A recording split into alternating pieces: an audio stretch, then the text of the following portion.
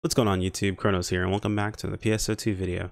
So today's video we're actually going to be talking about kind of a topic I slightly dreaded. Alright, I'll come out and say it. Austere or Ophistia is basically dead on arrival. And here's why. So, as you guys noticed, or who guys have been following the channel, know that over on Global, we've had access to a set of weapons that have been fairly strong and they've been dominated most of our time on Global, which were the Nemesis / Raven weapons. Now, these weapons were fairly useful, not only just because of their overall damage, but their thought process as future use. And when I say overall damage, I mean like they pretty much dominated the best weapon slot for us for about, since they came out near the end of episode 3 for us, all the way until the start of episode 5, where we finally got weapons that pretty much would match them, if not outpace them, set up properly, pretty standard, which were the Atlas weapons.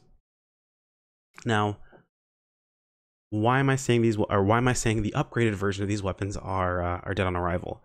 Well, for that we have to kind of go and give a little bit of a history lesson, right? So when 15 stars were introduced, this was around the same time frame, and I think I've told this story on the channel beforehand, but I'll run through it as quickly as I can. But when 15 stars were announced, this was around the same time frame that SEGA was starting to revamp their reward system for the player, right? There were weapons, I guess there were weapons that they considered old type weapons and new type weapons. The difference between old type weapons and new type weapons essentially were just the way they were upgraded. If you play only on Global, you don't know what an old type weapon really is, but essentially the short version is previously when it came to upgrading your weapons, or when it came to grinding your weapons is what they called them, you would do the same process that you do right now with units. It was an RNG based grinding process that was fairly expensive to do. The weapons were a far bit weaker, and you had to work towards them over a longer period of time. Granted, the game was also out over a longer period of time, so you had more time to work towards those weapons. A lot of people made some very powerful versions of those weapons, augmenting them and everything along those lines, and then 14 stars came out. And then the Atlas weapons came out. When the Atlas weapons came out, that was really the big nail in the coffin for a lot of these 13-star weapons, because everyone could get an Atlas weapon. Before, with the 14 stars, at least the unique weapon 14 stars, you had to get lucky. It was a time frame where you couldn't purchase them on the market. If you didn't get lucky and get the one you needed for your class anyway, you really weren't jumping to one of those weapons. If you had an austere weapon, as they were called, or the Ophistia weapons on Global, you were pretty much made for quite a bit of time. But if you lucked out and got a 14 star, hey, look, you got lucky. No one was upset about getting lucky at the time. They were very, very strong. So fast forward, Atlas comes out, everyone gets an Atlas. These austere weapons are much, much weaker. Players get a little bit upset with SEGA. That's sugarcoating it pretty heavily, but they get pretty upset with SEGA over the fact that, hey, look, we farmed for these weapons for so long, we put all this time and work into these weapons, and now they're basically useless. They don't have any use towards them. They've completely been overwritten. Now, for me personally, I'm someone who's played MMOs for a very, very long time. I'm used to me farming for weapons and then a new patch comes out and those weapons being useless as far as gear rotation goes around. But on PSO2, it's a little bit different. You put some pretty big complexities into setting up some of these weapons, and it can be a complete hassle to do that you really don't want to go through more than once. So moving up and up towards 15-star weapons, they brought in a new prospect. NT weapons were a thing at the time already. Granted, this had been something that was introduced back in 13-star time frame, but NT weapons were starting to come around, and SEGA released 15-star weapons later, or 15-star weapons near the end of episode 5. And what they did for players were, if you held on to your old 13 stars, you were able to upgrade those weapons. So when the first set of 15-star weapons came out, there were 3 series. There was the Atlas EX, or the Atlas series, the Lightstream, which were the best 15 stars that you could make, and then the austere NTs, which you had options of upgrading weapons that you previously had into these austere NTs. They were the first 15-star you could make on day 1 if you already had the materials for it. That's the biggest thing to keep in mind. You could make them day 1 when it launched. There was nothing for you to grind for. You should have already had the materials if you had played back then. Now, granted, there may have been some weapons you might not have had access to or had, at the time, but most players who had access to these weapons, the biggest thing that set up for them was you could upgrade these weapons and you retained all of the augmenting you did on them. That was a huge thing for players. A lot of players put a lot of money into augmenting these weapons, and now they get to use them again. They're very useful for them. They can actually use them moving forward. They're now NT weapons and they're very strong. Was it stronger than an Atlas weapon? No.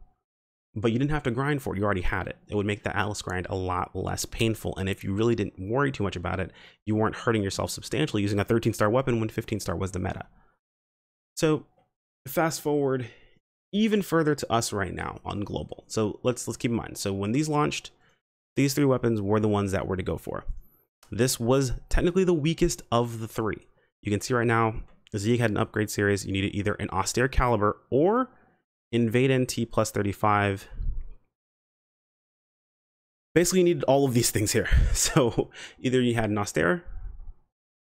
Actually, I believe the upgrade series was more than that. Was it just the Austere? No. Okay, yeah, no, I see it now. Okay, I see where they're going for.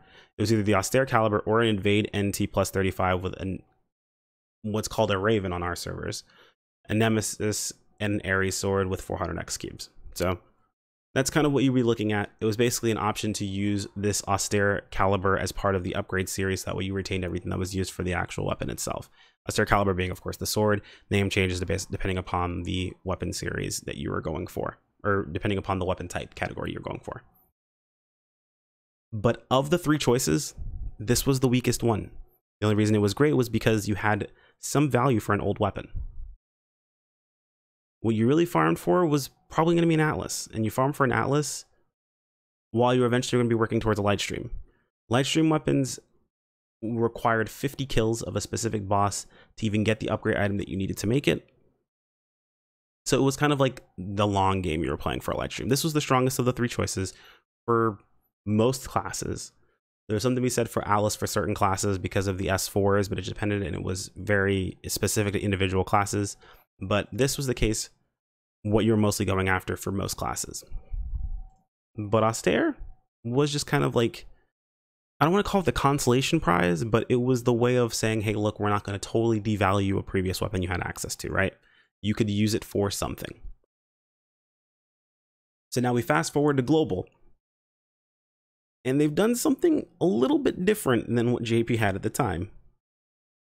And actually, I'll go ahead and show this too, because I guess people they haven't seen this, and I'm surprised. But on Global, we have collection files for what they call the 15-star material collection, meaning that these weapons are going to be used towards a 15-star, and they're absolutely correct. Basically, this, if you didn't watch my previous video where I actually made this, and then actually the video that's going to be going up before this one goes up, but where I talk about these weapons, you basically use the weapons from these collection files to go towards making your 15-star weapon. And the funny thing is, they tell you in this actual article, they're going towards making a 15-star weapon. So you, even if you weren't someone who played on JP, you weren't sure of what was going on, if you just read the article, you'd see this is going towards a 15-star weapon. So you'd see how important it is to make these. But they essentially have given us all the materials to make a 15-star in the game before the 15-star comes out, with plenty of time to have all the materials ready, so when the 15-star actually comes out, we'll be able to make it immediately. What's different about that from JP was that when the 15-star released, we couldn't make it immediately.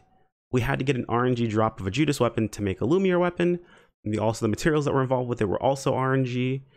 You couldn't always purchase what you needed. I mean, a lot of the stuff was kind of a pain in the neck to get a hold of. You had to grind towards it. So you were stuck not upgrading to a 15-star immediately, where on Global, we're going to be able to. So what use does the Austere have? Unless you're a class specifically that requires tons of different types of weapons, or possibly you're someone who is really trying to push damage in all situations and you want multiple elements, Austere is mostly going to be dead on arrival for you. By the time it comes out, you'll be able to make an Atlas weapon. Now, granted, maybe you can't make all of the Atlas weapons, right? Maybe you possibly need, you can only make maybe 2 weapons and you need a 3rd weapon. Well, in that case, Austere can be useful for you in that situation. However, those cases are gonna be far and few between. In most situations I can think of right now, classes that require multiple weapons have a unique weapon 14 star that with its plus potential is going to be stronger than even the Atlas EX in most cases. I know that seems kind of silly, but it's the truth. Those guys who are sleeping on gear experience, those of you guys who are sleeping on, I can't remember the name of the partisan off the top of my head, I'm going to do a video about it, that are sleeping on the jet boots. Those 14 stars you can buy off the market, things like dual birds, all those 14 stars are ridiculously powerful that people are selling way under their value and not using, that they don't realize how strong they actually are. And if anyone's curious about the plus potential, that plus potential is 20% increased damage, I believe up to 22% increased damage. It pushes those weapons way ahead of some of these more generic weapons that are just generic damage, so on and so forth. Does that mean these weapons are bad? Absolutely not. But those other weapons are being undervalued, and we're going to talk about that later. But that all brings us back to the original topic. Why even make an Austere? Well, to be perfectly honest, there's only one situation I could see an Austere being useful. On JP right now, there are S-grade abilities that are used for regenerating PP. And you can see that one of Austere's potentials, I believe, actually is increased natural PP recovery. So with its potential and some of these S-grade augments, you can turn the weapon into what they call a PP battery. Essentially, you switch to the weapon whenever you're not doing something. If you're running from target to target, or if you're standing around and not doing something, you can regen PP fairly quickly, and then switch to a weapon you're using normally. When I say you'd make an Austere out of this, is because you can make an Austere gun slash or gunblade, and it's usable for every single one of your classes. That honestly is going to be the only use I have for making an Austere. Now, if I was going over the top, I'd be making Austere dual blades, one for every element. That way I'd have other elemental options just because I need more weapons. But even in my situation where I play something like Soaring Blades Bouncer, and I would want to have multiple elements, I'm only making two dual blades, technically. I'm making a light one and an ice one. The ice one's for Dragon and Fall Leg, the light one's for everything else. In most cases, I don't really need anything else.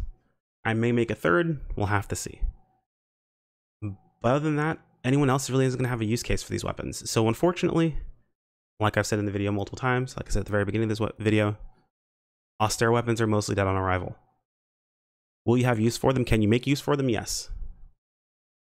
But do you have better options that are going to be fairly easy to go after? Also, yes. Hopefully you guys, hopefully this was informative for you guys. If you happen to have any questions, feel free to toss them in the comments below.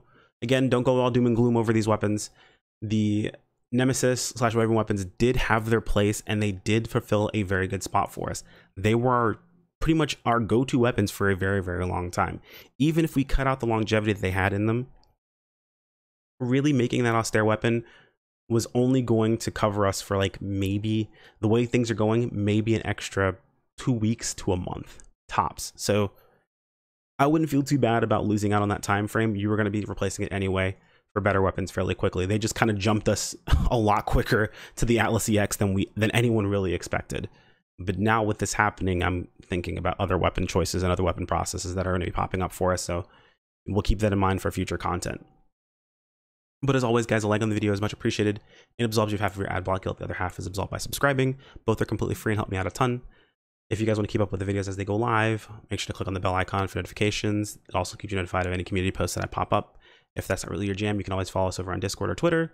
Twitter for any IRL stuff, as well as the stream notifications, and Discord just to interact with the rest of us and also stream notifications. Anyway, guys, thank you for making it through the video, and I'll see you all in the next one. Take care. Peace out.